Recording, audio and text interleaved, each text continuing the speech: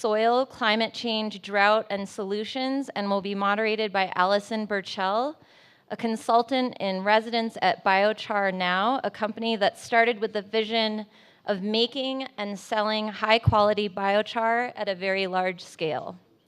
Panelists will be Biochar Now co-founder James Gaspard and Bill Beierwaltes. Please welcome our next panelists for a discussion on the evolving biochar technology. Well, thank you, everybody. And I want to say, I want to take a moment, as many of us have, to thank Chip and Sally and AREDAY for what has been an amazing session. As an environmental geologist, I have to tell you, I counted the words soil carbon sequestration 130 times, and I stopped counting. I don't hear that at AGU. I love you people. Okay, I just had to get that out there. Thank you. Thank you so much. The other thing that's been great about this session is it's been in depth, and it's also followed David Orr's request. Let's be detailed. Let's talk data. Let's talk, like Sally asked, transformation, action. But let's also be the good news bears. So this is going to be a good news bears talk. Let's see, where's the clicker? Right here. Okay, thanks. I just changed it for you. All right. A little bit more about the genesis of this talk, and it's about the other COP21 agenda, addressing the crucial climate solution right under our feet, right? As an environmental geologist who's been working in this area for about 14 years now, formerly as a United States Geologic Survey Fellow, I really do understand the importance of restoring and improving degraded lands. Degraded lands are now one of the largest collectively land classes on the planet. And you restore those lands and put them into the natural terrestrial carbon sequestration soil. It's not only anthropogenic emissions sequestration, it's very, very important. These regenerative practices are very, very, very important in solving our food security and drought issues. So the first slide is a slide from an area that those of you from Colorado may be familiar of. It's of the San Juan volcanic field, and in particular the Animas drainage. And the reason I'm putting that up is a shout out to the women in the session night before last? No, it was last night, to begin to bring it home and make it local and have a conversation about the people that are right here in River City that are impacted by climate change. And as you know, as many of you here know, the Animas River has suffered some major reclamation issues, problems. This is the three studies, the three pictures here. The top one is an area that traditional reclamation strategies have been applied to for over 50, 60, 70 years. And you can see the 1% there is that in that amount of time, only 1% soil carbon has been restored to the soils. The second one, 0.1%, excuse me. The second slide shows an area, coincidentally, when I was up there first starting to work, and then within just a few years was at 1% carbon. And what had happened is the railroad ties and the mine shacks had caught fire. So it was really interesting. It was sort of a renegade biochar that had been added to the soil. The last one is an area that got me going on this whole natural terrestrial sequestration, carbon sequestration study. This is an area that had been heavily mined about 175 years ago. And because of a geologic record of consistent fires in the area, which resulted in horizons of biochar naturally in the soil, plus other, the nature of the soil and stuff like that. In about 125 years, that area is up to 25% carbon sequestration. And so I just wanted to give you a visual that naturally biochar works works well. It works right here in our hometown. So moving on, I'll tell you a little bit more about our panelists. James is a lawyer. He has an MBA. He's been involved in entrepreneurial endeavors ranging from transportation to organics. And he has a near photographic memory, and it's really fun to work with somebody like that. And then right next to me is Bill. He has so many initials after his name, I don't even keep track anymore. He's an electrical engineer, a mathematician. He has an MBA. He's been involved in many entrepreneurial projects. One of the most recent ones was a large, it was a tech industry project that he sold to HP for $200 million. So these guys are smart. They know what they're doing. And I can tell you that I've been to their site. I'm really impressed. I wrote one of the first biochar grants for the state of Colorado for the USGS and BLM. I know that this industry has had lots of fits and starts, but I can tell you these guys are the real thing. So with that, I'm putting you on the spot. And they don't even know the questions I'm going to ask them. That's how much I trust them. Okay. Why biochar? Why now? So, as we have witnessed at this conference over the last few days, sorry, just a moment, I'll get a little higher. Over the last few days, we need to get more carbon back in the ground. Additionally, climate change has created a whole new problem, and that's the result of which has been huge amounts of dead biomass. That dead biomass is a result of the droughts, the diseases, and the insects.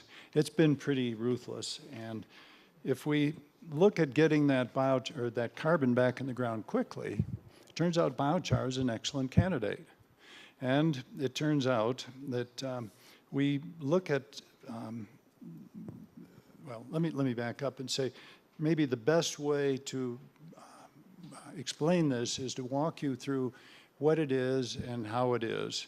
And starting with that, let me explain that we have a lot of biomass available to us. This is just one picture of the Pacific Northwest. It's up through Canada. California has huge amounts, as does Colorado. We have about 5 million acres right here in Colorado of beetle kill. We process this beetle kill, or at least whatever the dead biomass is, into biochar. All right?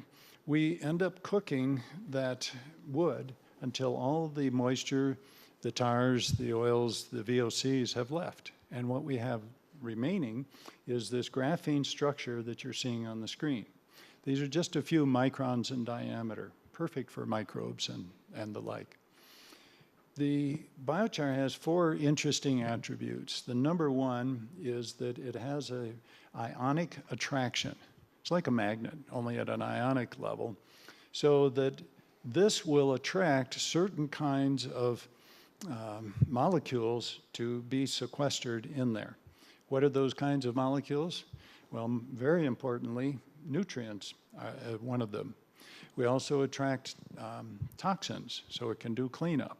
Another one is just metals. Some of them are heavy metals, which of course are toxins as well.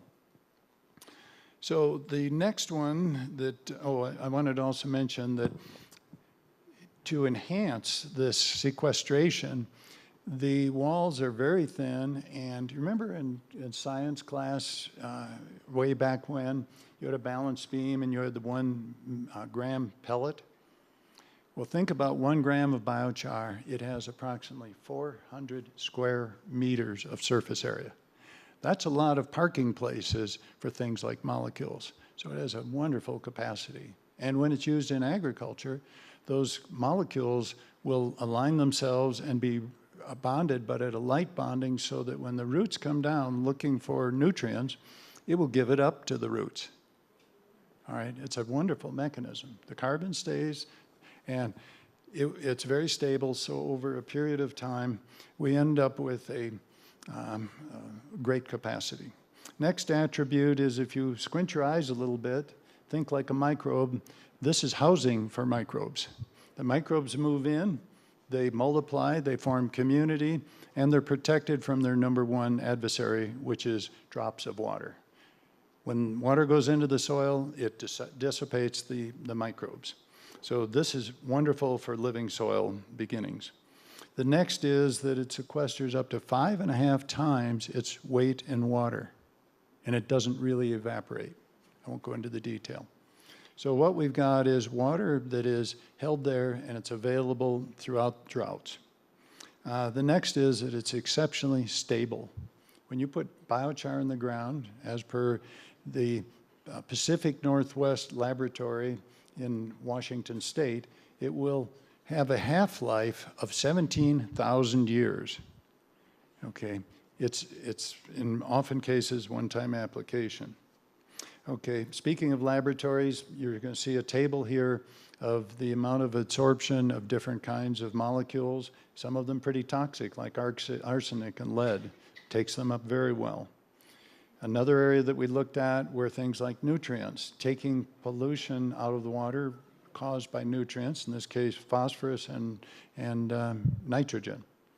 When you pull the phosphorus out, all of a sudden there's no nutrients for all those algae blooms and things like hypergrowth.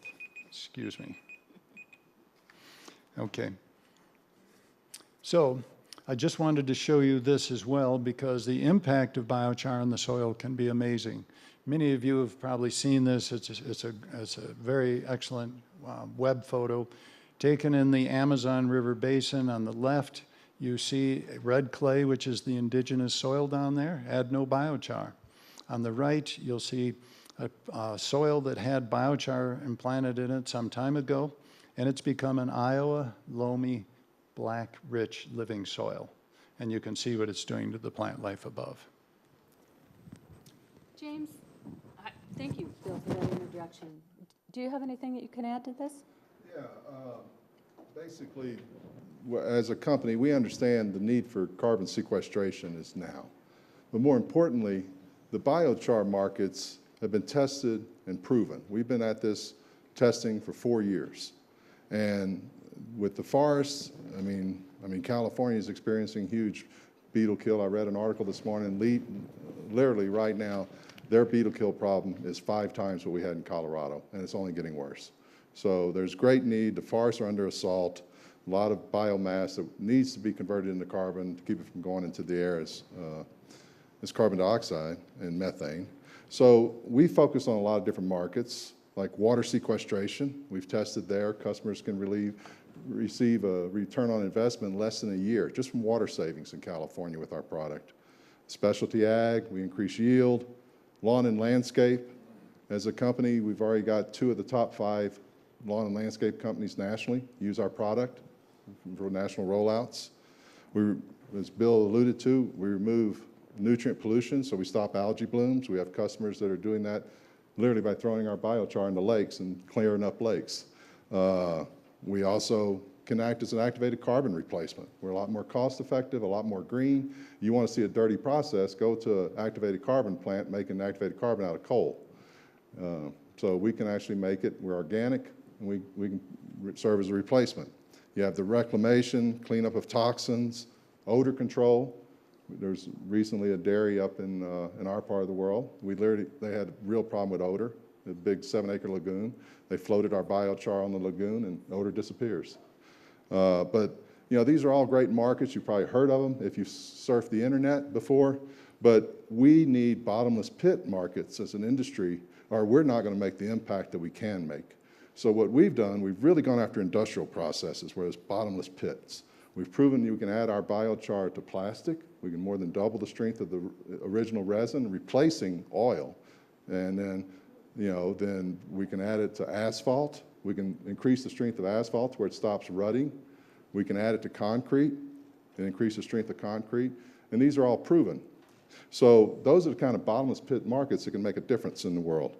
Of course, with gathering the biomass, converting it into this, and applying, there's a lot of jobs. There's a lot of jobs. One of our facilities will, you know, directly employ over 40 people and indirectly over 200, you know, from the forestry industry and stuff, gathering the material. But more importantly, as a company, we feel extremely strong about maintaining quality. And as business people, we sort of led the charge to establish standards ourselves. This industry hasn't been the most active at policing itself in standards to date. But what we did as a company, we approached the US EPA. We're the only biochar that is actually formally approved by the US EPA to be released into the environment. And it took us a year to work with the EPA. We had to actually create the category for biochar to be listed by the EPA to get the approval. But those are the kind of steps we've gone through. We've gone into California. We've been approved under CAPCOA protocol for carbon sequestration credits.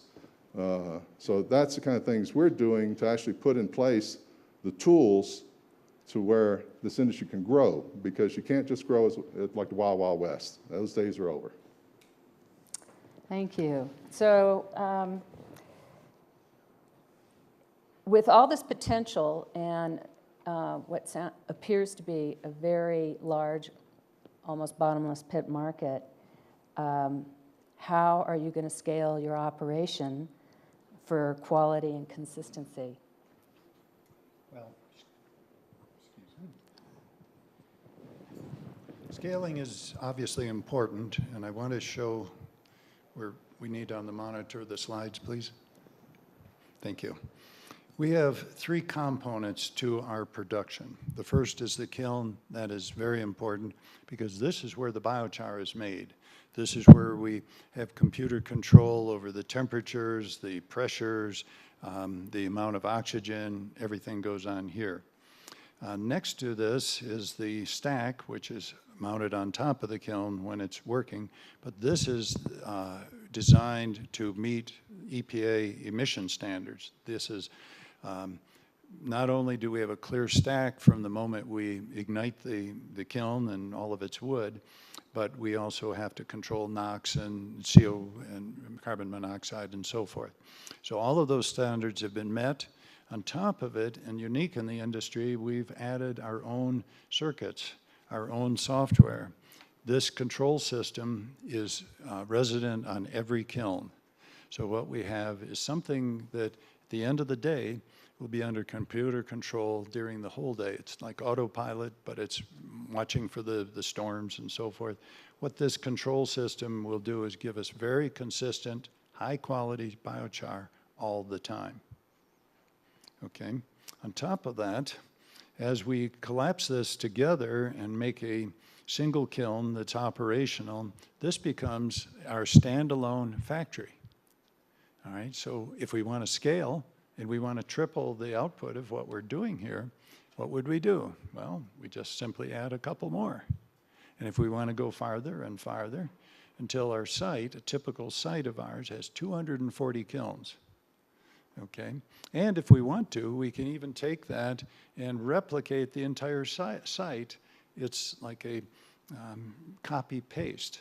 So we can scale at the small level on one site, and we can scale across the country. Okay, well, kind of tying into the last conversation, James, this question I'm going to throw to you.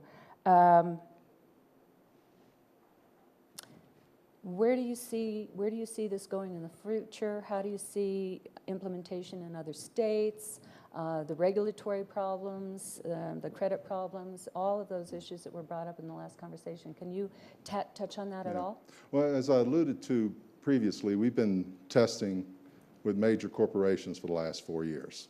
And they'll range from, we're getting ready to roll out in 1,700 stores with one of the big box companies. We're already supplying nationally some lawn and care companies, and now we're going into, we can even do mercury removal. I didn't mention that, but for the power plants, we can sequester the mercury before it comes out the stack. So what we're doing, we're having to expand nationally. We're putting some sites in California and some sites in Florida and other parts of the country to cut down on the transportation costs from our site in Colorado. But going forward, there's so many unique aspects. Every major corporation has issues. It's one example. We've met many times with the sustainability executives from Burlington Northern Railroad. One of the things we can do in our system, we can actually convert railroad ties into very clean biochar. Now, I'm not going to sit here and try to convince the EPA that I can put that in the ground with farms. But what we can do is put it into plastics. So what they would like to do is a closed loop system where basically they give us the railroad ties, we convert it to our product, mix it with plastic, and you put it back out as plastic railroad ties. You know, and then they even have the added benefit of Berkshire Hathaway, where if they create more char than they need for railroad ties and plastic, you can put it in mid-America and knock the mercury out of the smokestacks. So we're working with a lot of corporations and closed-loop systems. Now, in California, where I also see a lot of this going, is the states are going to start stepping up their regulations. Just real quickly, we've been involved closely with the state of California. Because we were the only EPA-approved biochar, the governor's office invited us in. They've drafted regulations. They've defined what biochar is, because they see this as a very important thing moving forward in California. They don't want the people putting stuff out in the fields that they don't need to put out there. So we met with the governor's office. We helped them draft regulations. The legislation, which is AB 2511, has gotten through the House with an 80-0 vote. Yesterday, it got through the Senate committee with a 5-0 vote. It will next go to the Senate for a vote, and we're very likely to be the only bill to pass this legislative session in California without a single no vote. And that's defining biochar and setting the standards. So, I mean, this is very important to the industry, and it's things that have to be done to make this industry grow. And where we're headed in the future as well is microbes. We've been testing for years with companies who've basically created, I don't want to call it designer microbes because they're natural microbes, but they localize them. We're been approved. There's one multi-billion-dollar microbe company that's come out with a biofertilizer and biopesticide microbe. They searched the world for a carrier. We were selected as a carrier. We have another company that does remediation of microbes for oil spills. They inject it in the ground. They're using our char as carrier for those microbes. I literally brought on another customer yesterday in Florida, a tree and lawn care company that has special designer microbes for tree and lawn care. So we're their carrier now. So where the future's going is the chemicals will go away eventually. I mean, some of you guys are going to have to make that happen, but it's going away. On the shelf right now is all the microbes that are ready to come off the shelf. We've tested with these companies. It's incredible to know what's in some of these labs, and they're not commercializing until some of these chemicals have to get pulled back. But other companies are forward-looking, and they're coming to market, so hopefully it'll force the microbe issue. And, you know, you love the Animas River. There's microbes literally that can clean up the Animas River right now that can be embedded in our char. Yeah, girlfriends, I'm all over that one. Trust me. All right, I had a question, but after Mike's, I'm going to change it for sort of my last question, then hopefully we have a few minutes for Q&A. After Mike's talk and one of his final questions, and a little bit to do with the conversation I had with Katie Huffner last night. What will it take to go all the way? What will it take to maintain not only, I love you guys, I think you're great. I've been to your site, I've seen the consistency, the quality. I know personally from the geologic record, these chars are stable. They host microbes, they continue to reclaim soils and sequester for carbon. I have 64 samples in the Colorado Front Range, and the chars are working back to the last glacial maximum. I'm convinced, okay? But what I think we all want to know is your total supply chain, you know, what's it going to take to go all the way? Well, because of the fits and starts of this industry before, we have to keep total control of our technology. I mean, in a perfect world, we'd have bought another technology. It didn't exist at the time, so we had to develop our own. And to make high-quality char, it takes rigorous attention to the process. So, A, we're not franchising our equipment. We're not looking to sell our equipment. You know, it's just not going to happen. We'll expand worldwide, but we're going to be operating because we just have to. We can't let this industry get a black eye from somebody even using our equipment and making bad char. And second, you have to have the vision. You have to maintain it. You know, when Bill and I started this project, we had black hair, you know, in just a couple of years, I was 100 pounds lighter, you know. So, but we have to bring up our team members with the right vision. And it's amazing the people that we have to come to work for us. And even if they're not environmentally minded when they come to work for us, they drank the Kool-Aid so quickly. And they're so enthusiastic when they're at work because they really see they're doing something to make a difference. You know, and anecdotally, we have a lot of veterans as workers. And it's amazing the transformation they have after the battlefield to working at our company. You know, it's anecdotal. I'm not an armchair psychologist, but they really find a purpose and they love the work. And as far as the supply chain, we only source dead wood from like stewardship contracts and stuff. So everything we're doing is sustainable. We can divert wood, waste wood from landfills, but we're not cutting down green trees. So everything we're doing is taking the dead biomass. And our customers, of course, they get the carbon credits, so they love that. But so we're throughout, from the beginning to the end use, it's, you know, it's as sustainable as you can get in this industry. I'm seeing Steve's sign there, so Q&A. Well, I got to go with Sally first. Sorry, guys. Yeah, a couple questions is, what is the cost to produce 1 pound of biochar that would be used for a soil amendment, number one? Number two, what would be the retail price on a biochar soil amendment for a pound? You want to take that, or you want me to? For you? No. All right, I didn't say that. Sally, the cost partly is part of our intellectual property. We are developing it, making it less expensive. Surprisingly, we're finding sources of wood that will bring it to us for no cost. That helps us. Where we are right now, we're an emerging company. Let's be fair. We have one site that we're bringing up right now. We are in the process of developing sites and financing, so forth. But the model is well understood and it's well appreciated. The price per pound, which we don't sell by, but just to be calibrated, is about $1 a pound. So it could be maybe $1,300, $1,500 an acre, depending on the type of farming you're doing. And that, depending on what you're farming, could actually be paid off in the first year of increased yield. Did I get to most of your question? I will tell you, we do operate it. The goal is to operate at software-type margins. You know. Is this working? There we go. Hello? There we go. Yes, it did answer my question, but I guess what I'm looking for is, based on what was said earlier, is that there's so many degraded lands on the planet.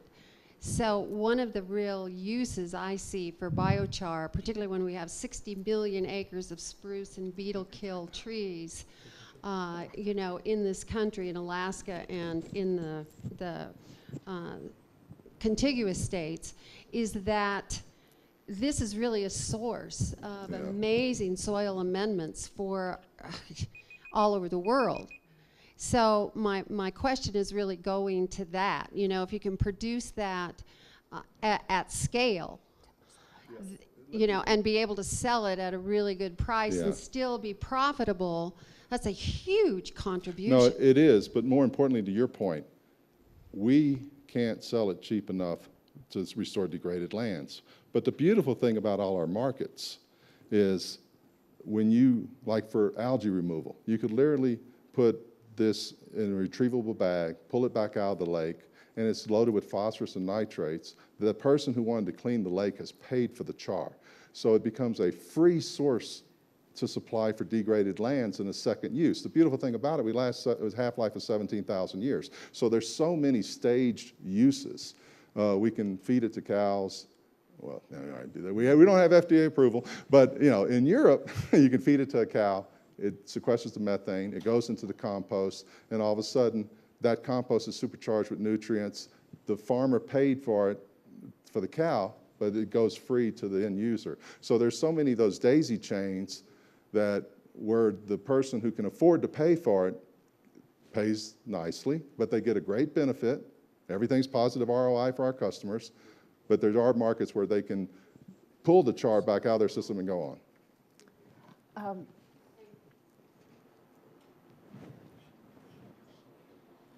You guys do get out. So I've been doing a little bit of research on the gasification and the energy side of gasification and pyrolysis, and I'm wondering where you guys stand in that space. Do you think, is it possible to generate energy while making quality char? I will answer you with what the state of California discovered. I have my own biases, but they happen to also clarify it. We make quality char at a different temperature range than gasification, okay? You will get a char out of gasification, but it will have components in it that you may not want to be introduced into the environment. That's one reason why California has passed this legislation. In theory, it's possible. In practice, they want to make sure it doesn't go in their environment unless they go that route. So we don't chase power. We make extremely high quality char. You can make a profit at char without doing energy. I will comment too, at some point in the future, we have a certain amount of heat going up the stack. We would like to have a heat exchanger there someday. First, we've got to launch, make lots of good biochar, and then we'll adapt so that we can convert that heat into electricity. We'd like to be an energy neutral site. But we won't compromise on the temperature we produce at. Hi, I'm Eric Ringsby from AREDAY. I'm wondering what the difference is between charcoal and biochar, and I'm wondering how you get the biomass in the kiln. If they'll put up the picture of the char again, charcoal. Can you do that? Yeah, can you? Okay. If you could turn on the screen, there's basically that's why we use the electron microscope of our char, where it was all clean. Charcoal's at a lot lower temperature, and it's all plugged. All the VOCs are still in there. See, if you did this to charcoal, it would look like a black blob on the right-hand side. They haven't cleaned out the pores. They haven't converted the carbon to basically a graphene-type structure. It's a whole different, thing. Process, and as a result, it isn't designed to make biochar. You're welcome to grill a steak with our char, but you're going to waste a lot of good char. Katie? Yeah, so is there a solution with biochar for making our oceans healthier? You talked specifically about lakes, but I was wondering about the oceans. Well, yeah, basically where we stop that, my understanding, because we've talked to people in that, is we stop the runoff, the things that cause the acidification, we stop that runoff. I mean, once it's in the ocean, I can't deal with it, but we can stop the runoff in the sense that, unless you want to go in the Gulf and pour a whole lot of char down in bags to take up the phosphorus to stop the dead zone, but it'd be a whole lot easier stopping the dead zone in the Mississippi River or up in the, in the tributaries. But no, we stop what's going into it, which causes the acidification. Katie, I have a pretty extensive data set that shows that if you start restoring degraded lands with biochar, then the dissolved organic carbon and dissolved CO2 in the water reduces to almost zero. Yeah, where we could really make a difference, and we're actually going to be starting discussions with people in Ohio, is like these Toledo algae blooms. We could make a difference on things like that. And we're actually starting discussions at that scale. That's the kind of scale we want to do. It's great when you clean up a HOA lake, and those people are happy that they have visibility, but you got to make an impact. We're getting 1 minute. A 30-second question? Yes. Yes. I admit to being ignorant to this, but I'm imagining you could go back to my home state of California where all those forests have been eaten to death by the beetles, clean out the whole thing, turn it into biochar, and replant trees? Yeah, that's why the governor called us in. Literally, they want us to put sites there. I mean, that's the whole thing, and we've been given access, all we want, to the dead biomass. They're doing everything they can. We're in testing now at major farms in California to put the carbon back in the soil. We're also, the water sequestration, we're in testing with all the golf courses. We actually have financing. You gotta love this. California helped us here. We've passed green bonds, and we have financing for char installation in California. I was a billionaire, I'd write you a check. Well, you don't have to be a billionaire. That's important. You guys talk. If you haven't actually seen biochar, there's free samples in the room next door. Feel free to take them, and Sally will take care of you. Thank you. Thank you for having us.